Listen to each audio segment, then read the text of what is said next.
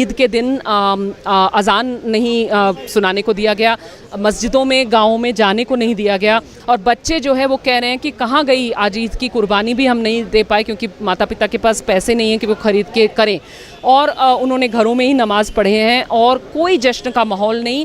कश्मीर के सेब नहीं है कश्मीर की लड़कियां, वहाँ की लड़कियों को तो आप मार रहे हो, इसीलिए आपको वहाँ पत्नियां नहीं मिल रही। पहले बिहार से मंगवा रहे थे और कह रहे हो बिहार से अच्छी वाली गोरी वाली अब हम कश्मीर से मंगवाएंगे, जैसे आप माल चुन रहे हो। ये एक तरह से लुटेरों वाली भाषा है, डकैतों वाली भाषा है। ये बेहुदगी जो है ये भाजपा के नेताओं की असली जो समझ है कश्मीर के प्रति वो दिखाता है। और प्रेस क्लब ने हम लोगों से कहा कि आप अपना वीडियो नहीं चला सकते, आप अपना प्रोजेक्टर यहाँ नहीं चला सकते, आपको परमिशन नहीं है। मेरे साथ इस वक्त मौजूद हैं CPI ML से कविता कृष्णन, जिन्होंने कश्मीर का दौरा किया और ऐसे हालात में कि जबकि ईद का दिन बिल्कुल करीब था, उस दिन के करीब में ये कश्मीर का दौरा करने के लिए गई थी। क्या आपको हालात कश्मीर के इस वक्त नज़र आए कविता जी? हालात तो बहुत ख़राब हैं, बेहद ख़राब हैं। वहाँ की जनता को पूरी तरह से कैद कर दिया गया। तो हमारी जो रिपोर्ट है उसको हमने कहा है कैद में कश्मीर, क्योंकि पूरी तरह से कैद है, पूरा कश्मीर जेल है। और उसमें किसी को बोलने की आज़ादी नहीं है, किसी को यहाँ तक कि अपने बगल के गांव में जाने की आज़ादी नहीं है, किसी को आज़ादी नहीं है कि वो यहाँ तक कि गाँव में ईद के दिन अज़ान नहीं सुनाने को दिया गया, मस्जिदों में गाँवों में जाने को नहीं दिया गया। सारे दुकानें बंद थी। ईद का नज़ारा तो ऐसा ईद तो हमने कभी नहीं देखा, जीवन में कभी नहीं देखा, जहाँ कोई जश्न नहीं है। छोटे छोटे बच्चों को ज़रूर कपड़े पहना दिए थे अच्छे वाले, और बच्चे जो है वो कह रहे हैं कि कहाँ गई आज ईद की कुर्बानी भी हम नहीं दे पाए क्योंकि माता पिता के पास पैसे नहीं हैं कि वो ख़रीद के करें। और उन्होंने घरों में ही नमाज़ पढ़े हैं और कोई जश्न का माहौल नहीं। जश्न कहाँ मनाएं? लड़कियां कह रही हैं हमसे कि हम घर में भी कैसे जश्न मनाएं जब हमारे घर से लड़कों को उठा के ले गया है पुलिस या CRPF या आर्मी और अपने कैंपों में या पुलिस थानों में रख रखा है बिना किसी केस के। तो वो सब भयभीत हैं कि अगर वो लड़के बच्चे गायब हो जाएंगे तो कल को तो पुलिस कहेगी हमने तो गिरफ्तारी नहीं किया। और ऐसा हुआ है कश्मीर में पहले, इसीलिए बेहद भय, दुख और आक्रोश का माहौल है। सबसे ख़राब शायद जले पे नमक छिड़कने वाली जो बात है कि वो बैठे हुए हैं, कश्मीर की कोई मीडिया चल नहीं पा रही है, वो आपस में बात नहीं कर सकते, किसी से बोल नहीं सकते कुछ भी, उनकी बोलती बंद है, बोलती पे रोक है। और फिर वो देखते हैं कि नेशनल मीडिया दिखा रही है कि सब चंगा है, ऑल इज़ वेल, तो वो कह रहे हैं ऑल इज़ वेल नहीं, ऑल इज़ हेल। हमारा तो यहाँ पे सब नरक कर रखा है अपने कश्मीर में, और हमें तो आप बोलने को जगह नहीं दे रहे हैं। और आप हमारी, अगर वो कह रहे हैं, एक लड़के ने कहा हमसे कि अगर हमारी शादी है जिसका जश्न आप मना रहे हो तो कम से कम हमसे भी पूछ लो भाई कि जश्न हम मनाना चाहते हैं कि नहीं, हमारी मर्ज़ी है कि नहीं। इसमें हमारी मर्ज़ी के बिना आप ये इतना कुछ कर ले रहे हैं, उसके बाद में हमारे हाथ पैर बांध करके, हमारे कनपट्टी पे बंदूक रख के ज़बरदस्ती हमको मिठाई खिला रहे हैं, हम कैसे खाएँ? बीजेपी नेताओं की तरफ से कुछ इस तरह की बातें सामने आई कि अब हरियाणा के लड़के जो हैं वो कश्मीर की लड़कियां ला सकेंगे। इसको किस तरह से देखती हैं आप, क्योंकि ये जो बात है वो एक बड़ी अजीब सी बात कही गई। अब ये तो बेहद बेशर्मी वाली बात है और बेहुदगी वाली बात है। और आप सोचिए कि कश्मीर की लड़कियों महिलाओं ने हम लोगों से क्या कहा इस बारे में। उन्होंने कहा कि ये सरकार कह रही है कि कश्मीर की लड़कियों को मुक्त आज़ाद करने के लिए हम वहाँ पे ये कदम ले रहे हैं। तो उन्होंने कहा कि भाई दुनिया के किसी भी कोने में पितृसत्ता होती है और उससे लड़कियां महिलाएं लड़ती हैं, कश्मीर में भी लड़ती हैं, लेकिन वो कह रहे हैं कि हम पर जो जुल्म करेगा और हमको जो माल समझेगा कि हमारे हरियाणा के लड़कों को आपने वहाँ की लड़कियों को तो ख़त्म कर दिया, वहाँ की लड़कियों को तो अब मार रहे हो, इसीलिए आपको वहाँ पत्नियाँ नहीं मिल रही। पहले बिहार से मंगवा रहे थे और कह रहे हो बिहार से अच्छी वाली गोरी वाली अब हम कश्मीर से मंगवाएंगे, जैसे आप माल चुन रहे हो, जैसे आप टमाटर या सेब चुन रहे हो।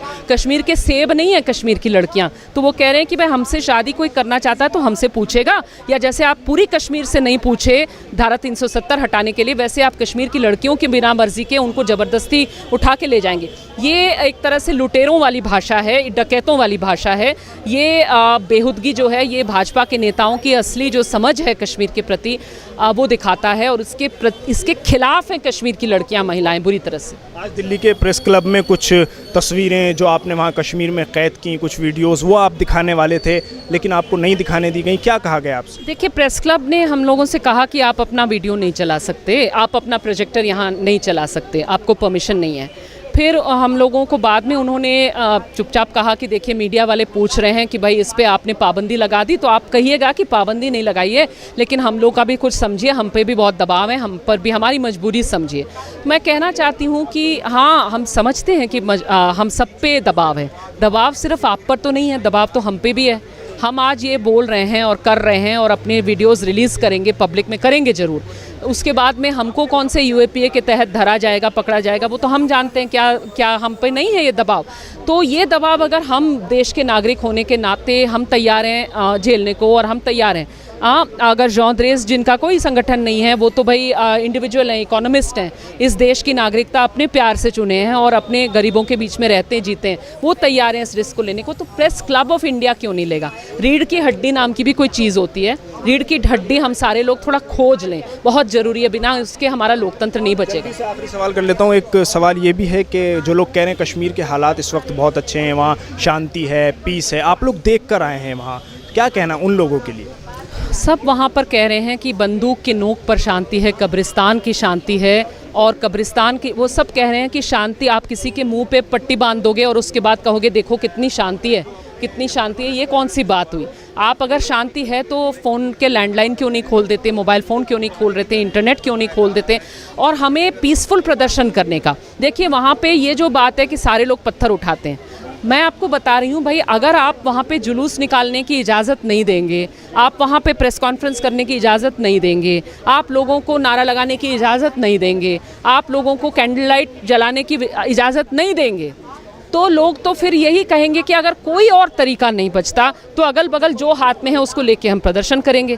तो हम कह रहे हैं लोकतंत्र जो हमें दिल्ली में, और मैं ये कह रही हूँ, अगर हम समझते हैं कि ये जो लोकतंत्र पर ये आया है, ये जो कब्जा हुआ है लोकतंत्र को लूटा गया है, वो कश्मीर में ही हो रहा है और हम लोगों के यहाँ नहीं हो रहा है, कश्मीरियों का भला हो रहा है, बता करके हम मान लें और हम समझे हम सब भले। तो कल हमारे लिए जब ये आएंगे, और आएंगे, आज जिस तरह से धारा 370 के बारे में अमित शाह कह रहे हैं कि ये तो टेम्पररी प्रोविज़न था, ये तो जाना ही था, इसको याद करिए कि वो SC/ST रिजर्वेशन के बारे में भी ठीक यही चीज़ कहते हैं कि उसको तो 10 वर्ष के बाद ही 1960 में ही ख़त्म हो जाना चाहिए था, उसको भी वो ख़त्म करेंगे। और जब वो ख़त्म करने आएंगे, अगर आज हम नहीं बोले, जब वो महिलाओं की आज़ादियों के लिए आएंगे जिसको हमने लड़ के जीता है, तब हमारे लिए भी वो दुनिया में कहेंगे कि अरे भारत की महिलाएं देखो बेचारों के साथ कितनी बलात्कार होती है, इस वजह से हमको आज़ादी ले लेनी पड़ी। इंदिरा गांधी भी कहती थी कि हमको इमरजेंसी लगाना पड़ा और देखो ट्रेनें कितनी टाइम पर चल रही हैं। क्या लोगों ने उसको यकीन किया? क्या लोगों ने कहा कि ठीक है ट्रेन टाइम पे चले इसलिए हमारी आज़ादी ले लो?